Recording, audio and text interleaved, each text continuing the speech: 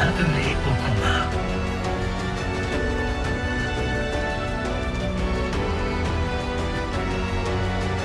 Salut tout le monde, c'est Gugucea. Aujourd'hui, dans le premier épisode de cette nouvelle série, on va parler de comment être Pixel sur Oss. Je vais vous présenter dans un premier temps quel type de personnage c'est Oss et ses sorts, puis Birouf, notre invité du jour, parlera des forces, des faiblesses, l'itémisation et tous les tips avancés qu'il y a à connaître pour bien savoir jouer Oss. Donc dans un premier temps, c'est quel type de chasseur Oss Oss, c'est un chasseur qui fait partie de la catégorie des premières lignes. C'est un protecteur healer qui va utiliser son shield pour donc protéger ses alliés. Nous, on l'a mis à 3 étoiles sur 4 en termes de difficulté parce que c'est un chasseur qui, dans un premier temps, est assez simple à comprendre, mais par contre devient très vite complexe dès qu'on veut faire des tips et des combos assez avancés. Il est à la fois mêlée et range, il est un peu hybride. Son auto-attaque lui permet de faire les deux à la fois, et son ulti permet de couvrir pas mal de distance. C'est à peu près tout, donc on va direct partir pour son kit. Donc pour Oss, comme on l'a vu, c'est un personnage qui va attaquer à la fois à distance et à la fois au corps à corps. Ça marche pour donc son clic gauche où vous allez pouvoir lancer votre marteau et le rappeler, et ça va faire des dégâts sur l'aller et le retour. Si vous chargez votre clic gauche, ça va donc charger votre marteau, vous allez vous déplacer plus lentement et vous allez taper donc devant vous, en sachant que comme l'indique votre passif, si vous chargez et que vous projetez un ennemi contre un mur, ils vont être stun. Ça marche aussi pour le bouclier qui renvoie les dégâts, mais on va le voir un petit peu après. Le clic droit de Oss, c'est un shield que vous allez déployer devant vous, et quand vous l'avez déployé, vous allez vous déplacer plus lentement. L'objectif de ce shield, ça va être de bloquer les dégâts que vous allez recevoir, et tout l'objectif de Oss, ça va être de gérer un peu la barre donc orange que vous pouvez voir en dessous du personnage, qui est sa barre de shield, entre guillemets, la barre de vie du shield, qui, quand elle arrive à 0, va se casser. Vous allez plus pouvoir réutiliser la compétence pendant un certain temps. Donc pour Oss, l'objectif ça va être justement de gérer cette partie-là du shield, et quand vous avez votre shield activé, il y a une deuxième chose que vous pouvez faire, que vous appuyez sur votre clic droit, vous allez renvoyer les dégâts que vous étiez censé recevoir, et vous allez vous en servir pour votre passif comme pour le clic gauche. Si vous envoyez un ennemi contre un mur, celui-ci va être également étourdi. Pour le shield de Oss, c'est très simple, c'est un peu comme tous les dash, il dash en avant devant lui, et il repousse les ennemis quand il les touche. Vous allez voir là par exemple sur le Kingpin, je vais faire mon dash, ça va lui infliger des dégâts et ça va le repousser un petit peu. Le A de Oss est un heal qui va s'appliquer autour de votre marteau. Quand vous utilisez votre heal et que vous avez votre marteau qui est sur vous, il va s'appliquer donc autour de Oss. Et quand vous avez envoyé par exemple votre marteau vers un allié par exemple, le heal va s'appliquer autour du marteau et qui va continuer à cet endroit-là même si vous récupérez votre marteau entre temps. A savoir, quand vous utilisez votre heal sur un allié qui est en forme d'ectoplasme, le heal va servir un peu comme un ange gardien et l'allié va pouvoir récupérer ses points de vie et donc ressusciter automatiquement. L'ulti de Oss enfin est des dégâts devant vous en ligne droite qui vont stun et slow les ennemis. Ce qu'il y a à savoir par contre pour l'ulti de Oss, c'est que si vous l'utilisez sur des ennemis mais qui sont derrière des murs, comme vous pouvez le voir, votre ulti ne va pas traverser les murs et donc ça ne va pas marcher. On a vu tout le kit, maintenant pour les tips avancés, je laisse ma place à Birouf. Salut à tous, moi c'est Birouf, du coup je suis main hôte depuis un petit moment en ranked et en game compétitif, tournoi et tout ça, et je vais vous apprendre un peu toutes les particularités du perso. Donc au niveau des maxings de spell, niveau 1 on commence quasiment toujours avec le shift, à part dans certaines situations comme si vous allez faire un drop sur le train où là le shield va être un peu mieux en début de game, mais sinon ce sera toujours le shift. Niveau 2 on passe sur le shield et niveau 3 sur le heal.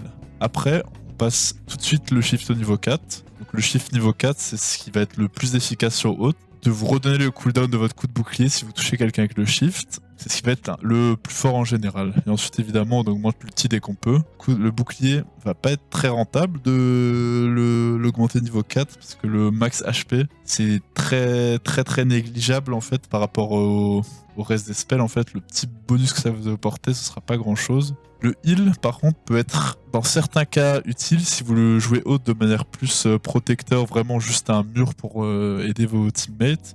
Le heal peut être assez efficace. Vous allez le buff que vous recevez dessus, plus 25%, c'est quand même assez fort et ça fait quand même un très gros healing. Mais dans la plupart des cas, je vous conseille d'augmenter le shift, c'est ce qui va vous permettre d'être un peu plus libre en termes de déplacement et de combo et tout ça sur le perso. Ensuite, au niveau du build, le perso va avoir 3 builds différents. Le build que je vous recommande et qui est le plus fort, on va dire, ce sera de jouer 2 casques. Donc le casque de mana et le casque de gigantisme. Ensuite, il y a un build qui est un peu plus hybride. Ça va être le build avec une lame de mana Rampage et le casque technique gardien du répit. Donc ce build en fait ça va permettre d'être un peu plus fort en début de partie en fait et d'avoir un peu plus de dégâts. Et le troisième build ça va être le build avec deux épées, donc l'épée Rampage de nouveau et une lame d'omnivampirisme, la stand. Ça va être un build un peu plus technique qui vous permet d'avoir beaucoup plus de dégâts mais d'être un peu plus fragile en général. Donc au niveau des forces et faiblesses du perso, donc d'abord les faiblesses. Vous avez vu que dans les builds que je vous ai recommandés, il y a à chaque fois un item de mana. En fait, c'est parce que le perso va être très dépendant de sa mana. Si vous n'avez pas d'item de mana, ce sera injouable en fait. Quand vous faites des full combos, que vous avez votre heal, votre ultimate, votre dash, même avec un item de mana, vous allez voir que vous serez à la moitié de votre mana. Sans item de mana, en fait, un combo, vous n'avez plus de mana. Donc c'est vraiment important de toujours jouer un item de mana. Et même avec un item de mana, c'est quelque chose où il faut toujours avoir à l'œil, toujours avoir sa barre de mana. Parce que vous pouvez très vite vous retrouver dans des situations où vous êtes à force d'avoir spam vos spells beaucoup trop de fois. Donc c'est pas vraiment une faiblesse, mais c'est juste quelque chose auquel il faut faire attention et toujours l'avoir à l'œil pour pas se retrouver dans une situation délicate où vous n'avez plus de mana et vous pouvez plus vous en sortir. Ensuite, l'autre faiblesse, ça va être au niveau du early game. En fait, en early game, du niveau 1 au niveau 6, quand vous jouez le build avec 2 casques, vous allez avoir aucun dégât quasiment parce que vous n'avez pas de bonus AP en fonction de vos HP et du coup vous allez être assez weak. Vraiment la priorité ça va être d'aller chercher votre niveau 6 pour avoir votre shift au niveau max et d'aller chercher vos items pour avoir justement le passif de l'item qui vous permet d'avoir de l'AP en fonction de vos HP. Et à partir de là vous serez un peu plus fort quand même. Ce sera la petite différence avec les builds, c'est pour ça que des fois on joue des builds un peu hybrides ou juste dégâts, pour en fait un peu pallier à ce early game un peu dur où vous avez que des HP et pas de dégâts, justement en ayant une lame ou 2 lames pour avoir des dégâts en early. En fait ça dépend vraiment de votre style de jeu. Si vous aimez bien vous fight en early et tout ça, là ce sera un peu mieux de privilégier le build un peu hybride ou alors juste double dégâts pour vraiment avoir des gros dégâts en early. Et après ça en fait vous êtes un peu ultime dépendant on va dire, donc dès que vous pouvez chercher votre niveau 7 en fait ça va être la priorité et votre niveau 7, votre ultimate débloque énormément de choses. En fait ultimate c'est quelque chose de votre kit qui est vraiment trop fort et va vous aider à vous en sortir, à faire des go-in, des engages et tout ça, donc c'est un petit peu ultime dépendant, même si vous n'avez pas besoin de ça en niveau 6, si vous avez vos items et tout ça, vous n'avez pas besoin de ça vraiment pour win des fights, mais c'est à prendre en compte quand même que le niveau 7 débloque beaucoup de choses. Une autre faiblesse de haute, ça va être aussi la gestion de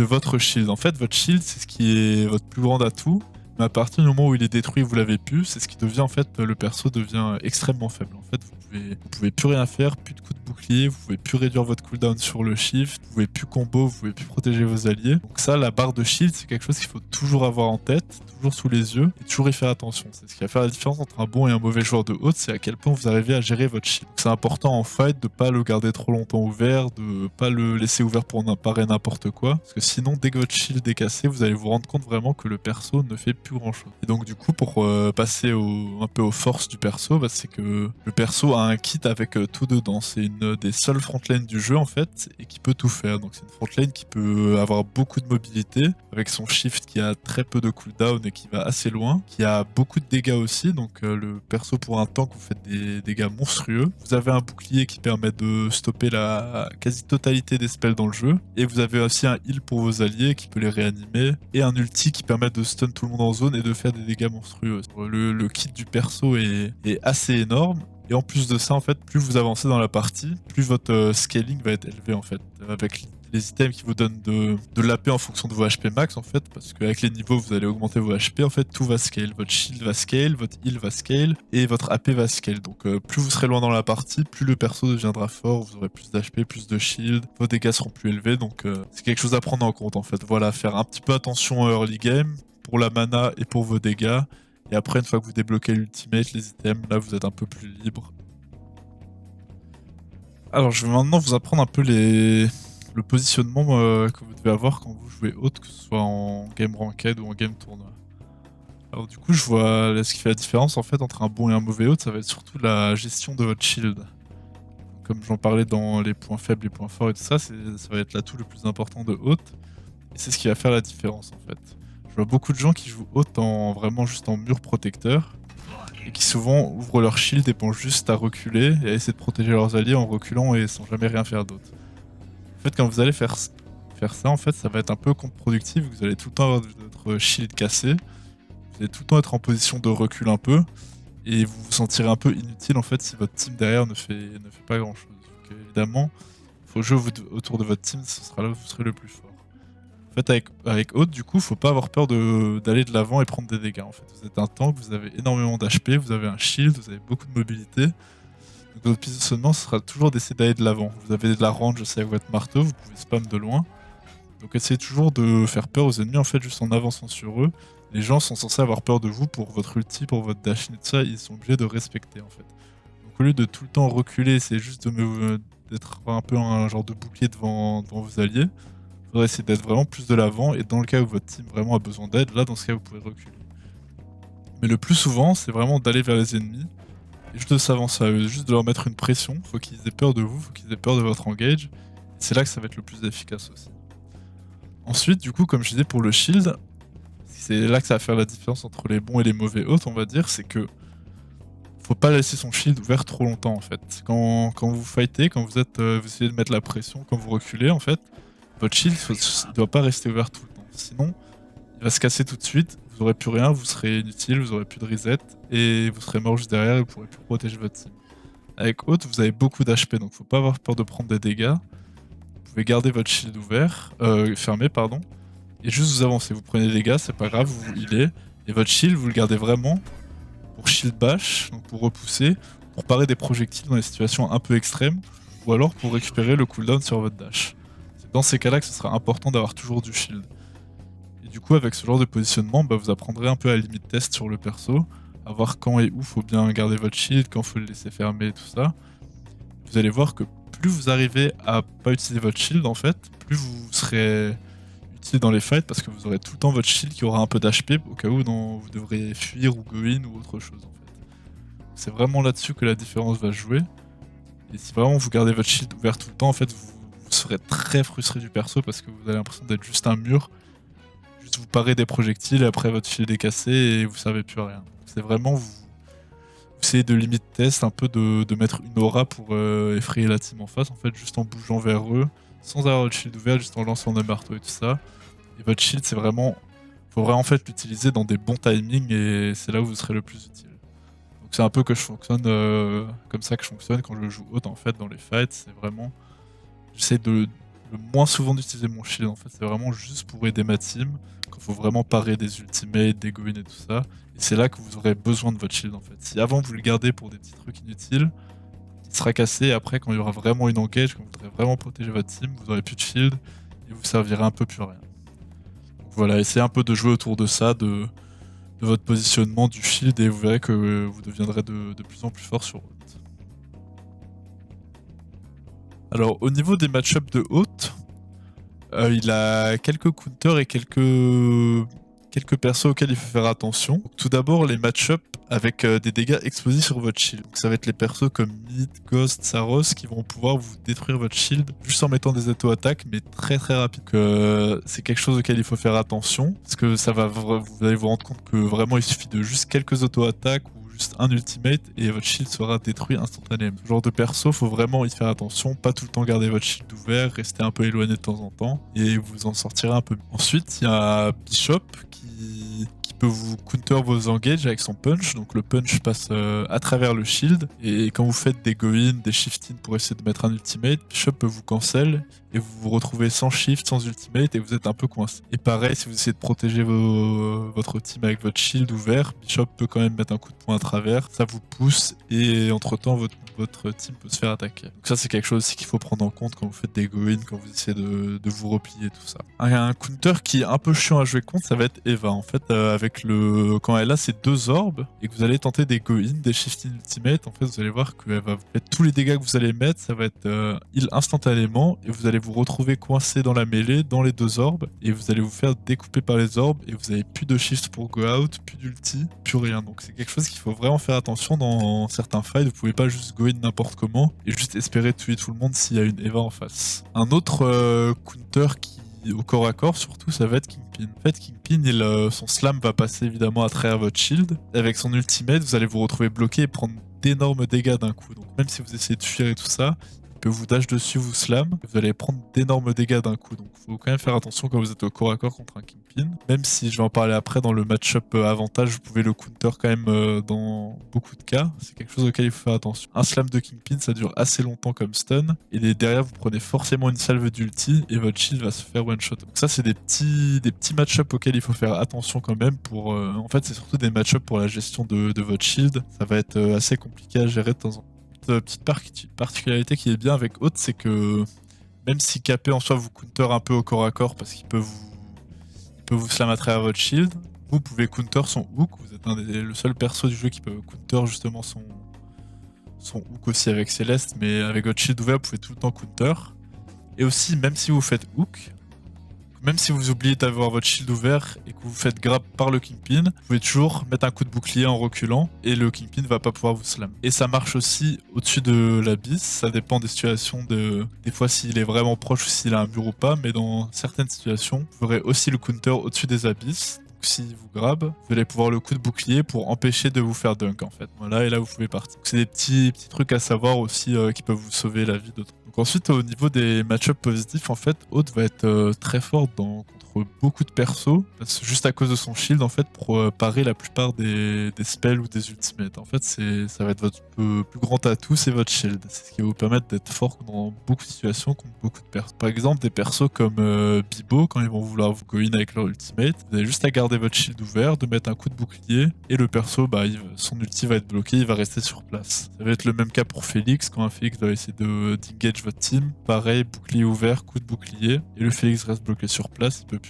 C'est bien aussi comme des persos contre Zeph, donc sa grenade, vous avez juste à vous mettre devant sa grenade avec le shield ouvert. La grenade ne marche pas sur votre team. S'il essaie de mettre son ulti, c'est pareil, le shield ouvert. Et vous pouvez toujours mettre coup de bouclier pour parer parfaitement ce genre de projectile en fait, pour pas prendre des dégâts dans votre bouclier. Et le plus gros counter, on va dire, le perso que Hôte counter le plus, ça va être Jul. En fait, Jul, pour les joueurs de Jul, c'est très frustrant de jouer contre un Hôte, parce qu'elle va essayer de vous mettre les stacks, d'avoir les 4 stacks, et dès qu'elle va vouloir dash sur n'importe où sur votre team, sur vous, juste vous gardez votre bouclier ouvert, elle peut pas passer à travers. Ça counter instantanément le perso, tout le but du perso. En fait, là j'ai cité des persos, mais vraiment le shield de Hôte par la plupart des projectiles. Tous les persos qui lancent des projectiles, vous mettez votre shield, des persos qui veulent dash in, go in, engage, vous mettez votre shield, et ça counter la quasi-totalité. Évidemment, votre shield prendra des dégâts, donc pour faire attention à bien utiliser son coup de bouclier pour parer parfaitement des fois, ou juste à pas le laisser ouvert trop longtemps. Maintenant, au niveau des tips un peu plus avancés de Hôte et tout ce qui est combo, je veux commencer d'abord par vous expliquer le coup de marteau. En fait, ça va être votre source de dégâts principale. En fait, vous n'avez pas besoin de laisser votre marteau aller jusqu'au bout pour le faire revenir. C'est vraiment dès que ça touche, vous spammez. Vous voyez, les dégâts sont quand même assez impressionnants. Juste vous spammez votre marteau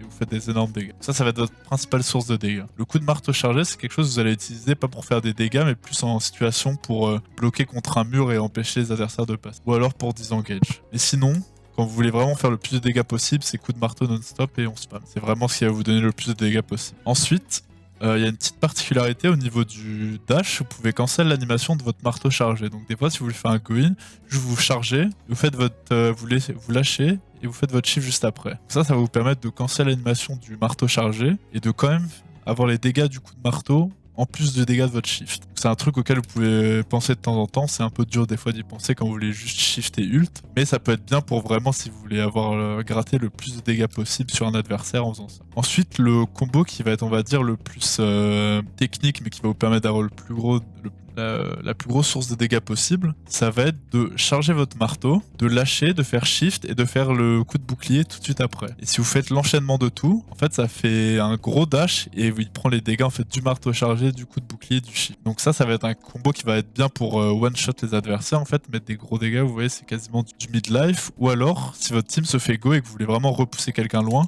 vous faites ça et vous voyez ça les envoie extrêmement long. Donc ça, c'est un combo qui est un peu technique à maîtriser, mais une fois que vous avez l'enchaînement des touches, c'est un truc que vous allez vraiment pouvoir spam tout le temps. Genre quand un adversaire est low, il va pas s'attendre à ce qu'un autre lui fasse ça, du coup il fait ça.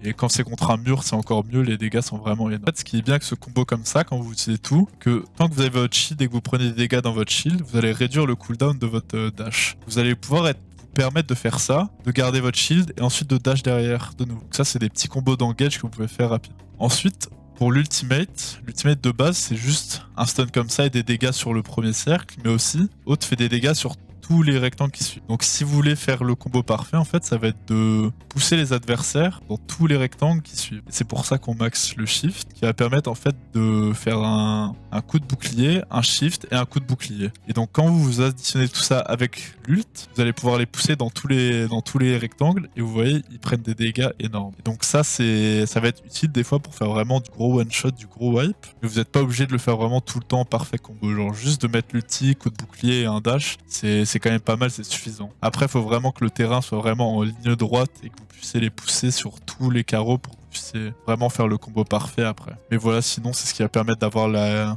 plus grosse source de dégâts. En fait, c'est tous ces petits tips. Si vous additionnez tout ça dans vos combos et tout ça, vous allez vous rendre compte que le perso, pour un tank, fait vraiment des dégâts énormes. Ensuite, au niveau des items, il y a un item qui va être toujours bien à prendre sur haute, ça va être la barrière délicate, qui va vous permettre d'avoir des dégâts réduits quand vous êtes full HP. Et ça se combote bien justement avec l'item gardien du répit, parce que votre shield va toujours être compté dans le passif de l'item. Tant que vous avez votre shield, vous allez prendre des dégâts réduits, du coup pour un tank c'est vraiment pas mal d'avoir ça, c'est un item que vous devez toujours avoir sur vous. Et ensuite, pour tout le reste des items, en fait, vous allez chercher des items qui vont vous permettre de réduire la distance avec vos adversaires. En fait, tout ça, ça va vous permettre de ne pas avoir à utiliser votre shift, parce que vous n'avez pas tout le temps envie d'utiliser votre shift pour go in et après vous retrouver bloqué. Des items comme le grappin, ça va être bien parce que vous pouvez charger votre marteau, mettre le grappin et mettre un coup. Et ça se combote bien avec le combo que j'ai dit juste avant, vous faites le coup de grappin, et vous faites votre coup. Et en fait, ce genre d'item, ça va vraiment vous permettre de gagner de la distance pour pouvoir juste mettre un coup de grappin, mettre un ulti derrière, faire du go-in sans avoir utilisé votre shift. Le fait d'avoir votre shift, en fait, c'est vraiment important. Donc, le grappin, c'est bien. Le bungee, ça va être bien si vous voulez ramener quelqu'un. Vous mettez un ultimate dessus aussi, c'est très bien. Pareil pour la blink, vous allez pouvoir faire des engages avec la blink. Les ennemis vont pas s'en s'y attendre. Tout ce genre d'item et aussi frog jump, c'est pareil. Ça va vous permettre de faire des engages sans avoir utilisé votre shift. Vous attendez, vous mettez votre ultimate. Voilà, c'est des items qui vont rendre Haute beaucoup plus mobile, même s'il est déjà vraiment très mobile. Ça va vous permettre de un peu mieux jouer autour des teams, des fights. Et l'ange gardien, c'est un truc qui déjà, vous avez déjà un ange gardien de base sur votre heal. C'est un truc qui va comboter très bien en fait. Si un membre de votre team est down, vous pouvez juste aller sur lui, ange gardien, double ange gardien. Et après, en fait, vous faites des coups de marteau pour repousser les ennemis, les empêcher de s'approcher, coup de bouclier, coup de marteau. Voilà, c'est un peu ce qui fait le tour des items sur haute, qui va vous permettre d'être bien niveau défensif, d'être bien niveau offensif pour gagner de la distance. Après, c'est vraiment de l'entraînement, apprendre à jouer avec tous les items, vous essayez le plus de combos possible. Ça va être du limit test aussi beaucoup sur votre shield, sur vos dégâts, essayer des combos, voir à quel point vous pouvez garder votre shield ouvert, quel moment il faut l'enlever, tout ça, quel moment vous pouvez dash in, quel moment vous pouvez dash back. Voilà, après ça va être juste du temps de jeu, de l'entraînement, et à force vous prendrez le coup de main des combos et tout. C'est un peu dur à expliquer voilà sur le tas comme ça, mais si jamais vous voulez me voir vraiment jouer Haute en live et voir tout ce que je fais dans la plupart des situations, bah, vous pouvez regarder sur mon Twitch. C'est le même nom que in-game, Birouf, et je stream la plupart de mes ranked et de mes tournois. Donc, je voulais vraiment avoir du gameplay de Haute dans toutes les situations. Et si vous avez des questions et tout ça aussi, n'hésitez pas, je répondrai avec. Merci d'avoir suivi ce petit tuto et j'espère que vous aimerez jouer Haute. On arrive à la fin de cette vidéo, merci à vous d'avoir regardé ce premier épisode et merci à Birouf pour son aide. La prochaine vidéo sortira très vite étant donné que l'objectif c'est de traiter un maximum de chasseurs avant la 1.0. Vous pouvez proposer quel chasseur sera le prochain traité directement dans les commentaires ou sur le Discord Super VFR. Si vous souhaitez voir d'autres concepts de vidéos, n'hésitez pas à le faire savoir. Merci à vous d'avoir regardé, et à plus.